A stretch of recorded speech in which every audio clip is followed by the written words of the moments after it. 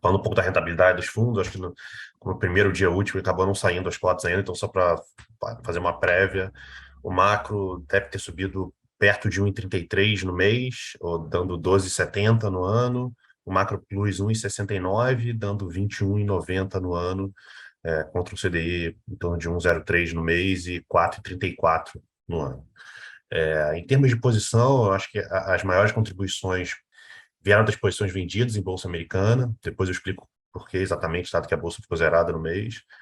É, Alguns ganhos em posições vendidas em dólar contra real, é, compradas em moedas da América Latina e vendidas em euro, inclinação de curva de juros no Chile, e nós tivemos perdas nas posições em juros no Brasil, basicamente posição comprada e inflação implícita, é, e juros nos Estados Unidos, principalmente, foram os grandes detatores do mês. Assim.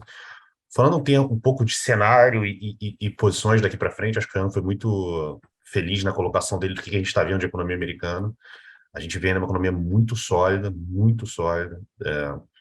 O que aconteceu esse mês foi continuação de reprecificação no começo do mês de alta de juros dos Estados Unidos, e depois a gente começou a ver alguns dados que a gente chama de soft data, né? São os principais dados de confiança bem mais fracos. O mercado começou a precificar mais isso, tanto na bolsa quanto nos juros, então os juros começou a reverter um pouco da alta e a bolsa acelerou a queda.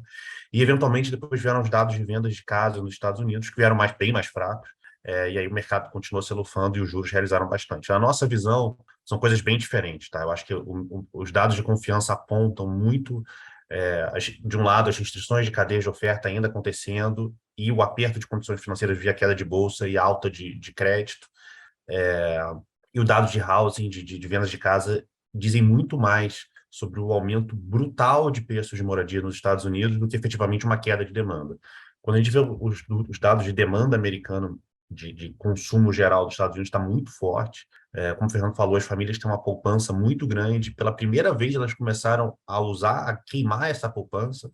Então, isso é muito importante. Por quê? Porque um dos receios que a gente tinha por um cenário de economia muito forte era de que essa poupança nova que foi conquistada ao longo dos últimos 18 meses, 24 meses, ela ia não ser consumida, então as famílias iam usar essa poupança adicional como um dinheiro novo e não iam consumir mais. E, de fato, a gente não está vendo isso, as famílias começaram a consumir. A taxa de poupança da economia americana voltou para o menor nível do pré-pandemia. Então, isso mostra que as pessoas estão usando essa poupança adicional para consumir. Falando em termos de posição, a gente aproveitou a queda bem forte das bolsas americanas ao longo do mês para zerar a posição vendida em bolsa, não porque a gente acha que o ciclo tenha acabado, que tenha precificado tudo que a gente acha que vai acontecer. A gente acha que as razões pelas quais a bolsa exagerou a queda ao longo desse mês não são as razões que a gente vê de médio e longo prazo. A gente acha que esse é um longo ciclo de juros ainda, a gente está só no começo. Lembrando que nós só tivemos duas altas ainda, o mercado chegou ao longo do mês, precificou uma Fed Fund terminal abaixo de 3%. Então, e a bolsa americana foi para níveis de múltiplos mais razoáveis, o S&P chegou a operar 16 vezes earnings para o ano que vem, o que é mais ou menos em linha com a média dos últimos 15 anos. Então, a gente aproveitou para zerar a posição vendida que a gente vinha desde dezembro. Então, pela primeira vez em muito tempo, a gente está zerado em bolsa americana. E, por outro lado, aumentar o risco em taxa de juros. A gente aproveitou esse fechamento de taxa, esse juro terminal para baixo de 3%, para aumentar de volta a nossa posição tomada em juros nos Estados Unidos. Lembrando que a gente carrega uma posição em juros mais curtos, em que a gente vem diminuindo ao longo das últimas semanas. Então, a gente aproveitou esse espaço adicional para aumentar de volta essa posição. Então, falando de alocação internacional, a gente está zerado em Bolsa Americana novamente, pela primeira vez no ano, e aumentamos a posição tomada de juros lá fora. Em termos de Brasil, eu acho que a gente tem, como o Fernando falou, a gente tem duas forças muito fortes se chocando. A gente tem uma atividade muito mais forte do que a gente imaginava. É, por um lado, influenciada por um estímulo fiscal, vários estímulos fiscais foram dados nesse primeiro semestre, por outras, por um mercado de trabalho muito mais forte que a gente imaginava. Talvez o nível terminal de crescimento desse ano não seja substancialmente diferente do que a gente imaginava, mas ele está sendo muito concentrado no primeiro semestre. E o mercado de trabalho, de fato, está muito mais forte. Isso, por outro lado, fala com uma inflação substancialmente mais alta do que a gente imaginava. O último IPCA 15 foi provavelmente uma das piores inflações que eu vi. Quando a gente pega o núcleo de inflação, né, e a média dos núcleos de inflação, ou seja, a forma mais suave de você pode ver a inflação, pega os últimos 3 meses, sazonaliza e analisa, isso está rodando a 13% ao ano, é um número de inflação assim, claramente muito ruim, claramente muito espredado, assim, não é um setor ou alguma coisa específica que está impactando, a parte de serviços está muito forte, e isso, novamente, fala com o mercado de trabalho muito mais apertado do que a gente imaginaria, ou apertando, né? Não necessariamente apertado. Então, a gente vê um combo em que a atividade está muito mais forte, mas essa atividade está vendo uma inflação muito mais forte, a gente tem que ver muita dificuldade da inflação no Brasil cair.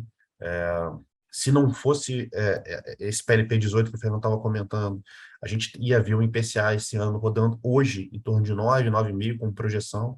Há 3 meses atrás, nós acreditávamos numa inflação em torno de 5,5%. A velocidade de revisão de inflação esse ano está sendo muito mais intensa do que a gente revisou ao longo do ano passado. Então, isso mostra que essa deterioração adicional está muito intensa. Ao mesmo tempo que o mercado de commodities lá fora segue muito apertado, a gente vê o petróleo voltando para os maiores níveis aí de volta.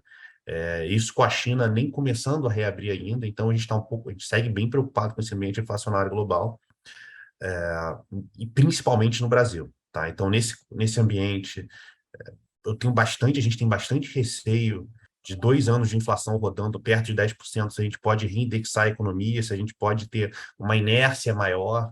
A gente brinca muito uma conta para ter uma referência, né? Pegar uma inflação de 9%, se 30% foi inércia para o ano que vem, e o resto da inflação rodar em torno da meta, ou seja, se 70% dos componentes da inflação rodarem na meta, e os outros 30% corresponderem à inércia desse ano, a gente tem uma inflação acima de 5%. Então é muito difícil ver uma desinflação forte para o ano que vem. O trabalho do Banco Central é muito complicado. Então, resumindo, a gente não vê um cenário muito positivo para juros no Brasil, mesmo. O que a gente tem feito no Brasil? A gente estava comprado em inflação implícita, foi o que sucedeu nas últimas semanas, e a gente perdeu um pouco de dinheiro nisso. A gente diminuiu um pouco por conta dos riscos assimétricos em relação à aprovação do PLP 18, como o Fernando falou. A gente ainda mantém uma posição mais menor, a gente começou a tomar um pouco de juros no Brasil, ainda é uma posição pequena. A gente acha muito difícil o Banco Central entregar a quantidade de quedas que tem na curva ao longo do ano que vem. A gente não acha improvável, muito pelo contrário, o Banco Central tem que surpreender o mercado do que está precificado hoje nas próximas 2 reuniões. De fato, a gente está tendo acho que o fato de a gente não ter divulgação de focos tem ajudado, mas eu acho que a gente vai acabar se surpreendendo com as expectativas de inflação em breve.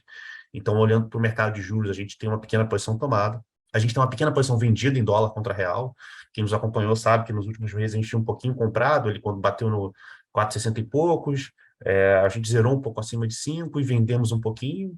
A grande razão é um ambiente externo que está um pouco mais controlado, com dados de crescimento mais forte, fiscal de fato está melhor, e juros que a gente acha que vai estar alto por mais tempo. Acho que o câmbio deve ser o grande beneficiário, mas não é uma posição muito grande, mas tem uma posição pequena vendida em dólar contra real, e estamos zerados em bolsa. A gente acha que, apesar do crescimento mais forte, um CDI rodando a 14% é um ambiente que não necessariamente é muito positivo para a bolsa. Acho que certamente, Peixoto, tem coisas que vão performar muito melhor que o índice, mas a gente não vê como, citando o exemplo que a gente sempre fala, de tentar buscar as provas mais fáceis, não parece uma prova muito fácil, mas deixa eu ter mais especialista aqui nisso. A gente só está zerado, a gente não tem grandes posições.